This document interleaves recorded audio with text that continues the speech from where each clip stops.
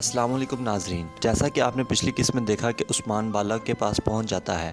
اس قسط کے آغاز میں عثمان بالا کو ہوش میں دلا رہا ہوتا ہے کہ اس کی نظر بالا کی بنائی ہوئی پلیٹ پر پڑتی ہے۔ اس کو وہ درویش یاد آتا ہے جس نے بالا سے پلیٹ خریدی تھی۔ عثمان سب سمجھ جاتا ہے۔ پھر عثمان بالا کی کڑیاں کھولتا ہے اور بوران سے کہتا ہے سواری تیار کرو، ان دونوں کو بابا کے قبیلے لے کر جائیں گے۔ قبیلے میں علی شار کہتا ہے الزام تراشی اچھی نہیں ہے۔ اگر قتل ہونے والی اہم شخصیت ہے تو جس پر الزام لگایا گیا ہے وہ بھی سردار اعلیٰ کا بیٹا ہے، اس لیے ہم مقدمے کو سوغات کی عدالت میں چلائیں گے، فیصلہ تمام ثبوتوں کی بنیاد پر ہوگا۔ کالانوس کہتا ہے عثمان تو فرار ہے ابھی تک، تو صوفیہ کہتی ہے اگر وہ وہاں نہ پہنچا تو حاکم کے قتل سے لے کر تمام الزامات کے ساتھ وہ مجرم ہوگا۔ علی شار کہتا ہے آپ اطمینان رکھیں، وہ ضرور پیش ہوگا۔ اس خطے میں کسی کی ہمت نہیں جو علی شار کے فیصلے کو مسترد کرے۔ صوفیہ کہتی ہے اگر آپ کو خود پر اتنا اعتبار ہے تو ہم بھی کر لیتے ہیں، آپ کے پیغام کے منتظر رہیں گے۔ دمدار کہتا ہے کل حقیقت سب کے سامنے آ جائے گی انشاءاللہ۔ قبیلے کا ڈول بجتا ہے۔ بوران اور اس کے ساتھی درسن اور بالا کو لے کر پہنچ جاتے ہیں۔ دمدار بوران سے پوچھتا ہے یہ کون ہے؟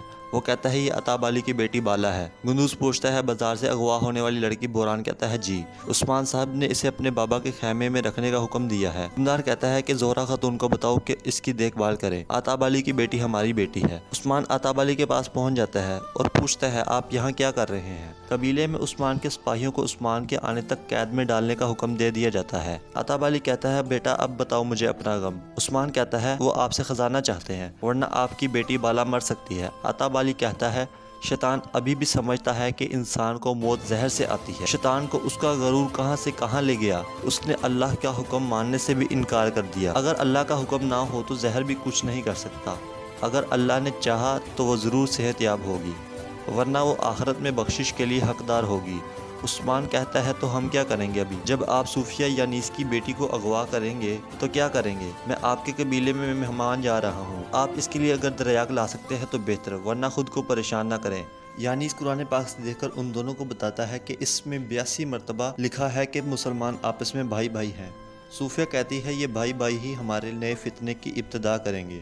یعنی اس کہتا ہے عثمان کا عشق ہی اخیوں کا خزانہ لے کر آئے گا۔ علی شار نظام الدین کو بلواتا ہے، اس کو حکم دیتا ہے کہ بتاؤ میرے لیے کیا اچھی خبر لائے ہو۔ نظام الدین کہتا ہے کہ عطا بالی کی بیٹی کو زہر دے دیا گیا ہے، وہ ان کو قبیلے لے گئے ہیں اور عثمان سامسا چاغوش کے ساتھ ہے۔ علی شار نظام الدین سے کہتا ہے تم عثمان کے پاس جاؤ اور اس کو کہو کہ علی شاہ صاحب نے مقدمے کے لیے بلایا ہے اور اگر وہ نہ آیا تو میں اس کی جان نکال لوں گا۔ عثمان سامسا کے خیمے میں بیٹھا ہوتا ہے کہ سپاہی کہتا ہے نظام الدین آیا ہے۔ عثمان اس سے اندر آنے کا کہتا ہے جب سب لوگ مجھے ڈھونڈ رہے ہیں تو تم نے مجھ کو کیسے ڈھونڈا؟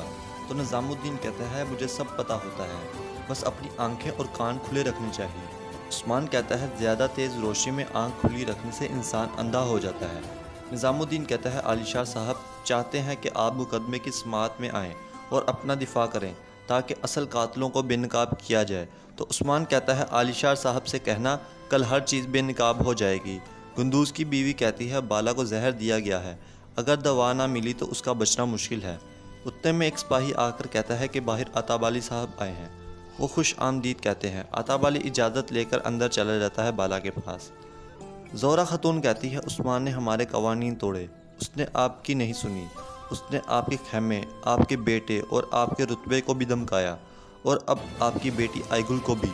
دمدار کہتا ہے تمہارا کیا مطلب ہے؟ جو بولنا ہے صحیح سے بولو۔ زہرا کہتی ہے آئی گل عثمان سے محبت کرتی ہے مگر عثمان اس سے نہیں۔ میں چاہتی ہوں کہ مزید حالات خراب ہوں، آپ آئی گل کی شادی علی شاہ صاحب سے کر دیں۔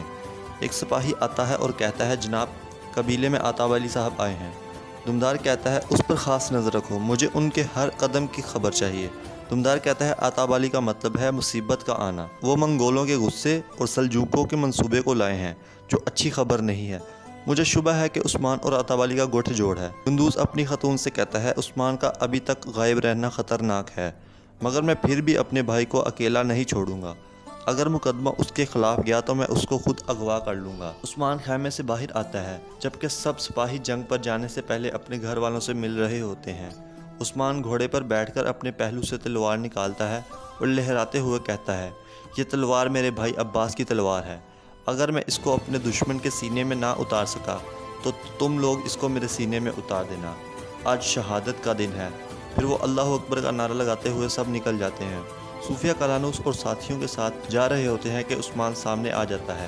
صوفیہ کہتی ہے میں تو آپ کا عدالت میں انتظار کر رہی تھی، عثمان کہتا ہے عدالت تو اب یہاں لگے گی اور فیصلہ بھی یہی ہوگا، اور پھر وہ آپس میں لڑنا شروع کر دیتے ہیں۔ علی شیر کہتا ہے ہم نے بہترین قاضیوں کے ساتھ ایک عدالت قائم کی ہے، فیصلہ جو بھی آئے ثبوت کے ساتھ ہم پھر سے امن قائم کریں گے۔ دمدار کہتا ہے بھائی ارطغرل نے جو امن قائم کیا تھا عثمان نے سب تباہ کر دیا، مگر آج ہم سب مل کر حل کریں گے۔ لڑائی کے آخر میں عثمان ان سب کو پکڑ لیتا ہے۔ عثمان اندریا سے کہتا ہے تم سوغوت کی عدالت میں جاؤ گے، جو میں نے کیا ہے تم سب ان کو بتانا اور کہنا میں عدالت سے نہیں بھاگا ہوں، اس نے ڈیکفو کی قاتل صوفیہ کو اٹھا لیا ہے۔ اور عثمان کالانوس کو کہتا ہے کہ تم یانیس کے پاس جاؤ اور کہو گے کہ اگر وہ اپنی بیٹی کو زندہ چاہتا ہے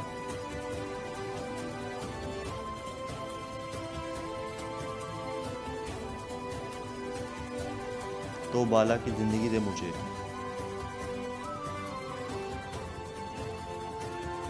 دریا کے زہر لاؤ ورنہ میں اس کو قتل کر دوں گا۔ اندریا سوغوت میں علی شیر کے پاس جاتا ہے اور اس کو سب بتاتا ہے۔ علی شیر غصے میں کہتا ہے عثمان نے ریاست کے ساتھ بغاوت کی ہے، وہ میرے خلاف گیا ہے، اس کو حساب چکانا ہوگا۔ دمدار بھی گندوز کو گھوڑے تیار کرنے کا حکم دیتا ہے اور کہتا ہے کہ ہم عثمان کو ڈھونڈنے چلیں گے۔ کالانوس یانیس کو آ کر کہتا ہے عثمان نے صوفیہ کو اغوا کر لیا ہے اور وہ صوفیہ کی زندگی کے بدلے میں بالا کی زندگی چاہتا ہے۔ وہ چاہتا ہے کہ میں اس کے لیے دریا کے زہر لے کر جاؤں۔ قبیلے میں عثمان صوفیہ کو لے آتا ہے اور سامسا سے کہتا ہے اس کا خیال رکھنا، اور صوفیہ کہتی ہے عثمان جواب ملے گا تمہیں، تم اپنے کے کیے کی سزا بھگتو گے۔ عثمان بالا کے پاس جاتا ہے اور اس کی طبیعت دریافت کرتا ہے۔ علی شیر دمدار کے ساتھ خیمے میں داخل ہوتا ہے جہاں صوفیہ بھی ہوتی ہے۔ دمدار بمسی سے کہتا ہے اس کو رہا کرو۔ علی شیر عثمان کو بلواتا ہے۔ عثمان باہر آ کر کہتا ہے میں ارطغرل غازی کا فرزند ہوں، عدالت سے نہیں بھاگتا ہوں، آپ سب جانتے ہیں، میں نے آپ سے کہا تھا عدالت میں ہی فیصلہ ہوگا، میرے لیے نہیں ہوگا، ہوگا اس کے لیے۔ اتنے میں عطاب علی صاحب باہر آتے ہیں اور سب ان کو دیکھ کر حیران رہ جاتے ہیں اور کہتا ہے عدالت تو یہیں لگے گی، کیا سچ جاننا چاہیں گے آپ؟ اتنی دیر میں کالانوس بھی زہر کا علاج لے آتا ہے اور کہتا ہے میں نے وعدہ پورا کیا عثمان۔ عطاب علی کو وہ دریا کے زہر دیتا ہے۔ عطاب علی وہ زہر بالا کو پلا دیتا ہے۔ باہر عثمان عباس کی تلوار علی شیر کو دے دیتا ہے۔ علی شیر کالانوس سے پوچھتا ہے عثمان نے جو کیا کیا وہ سچ ہے؟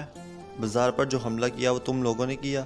کالانوس کہتا ہے ہم نے نہیں، یانیس نے کروایا ہے، عباس کی قتل بھی یانیس نے کروایا ہے، اس معاملے میں صوفیہ اور میں بے قصور ہوں، میں نے قلعے میں یانیس کو زندان میں ڈال دیا ہے، کل اس کو سزائے موت دی جائے گی، آپ کو آنے کی دعوت دیتا ہوں۔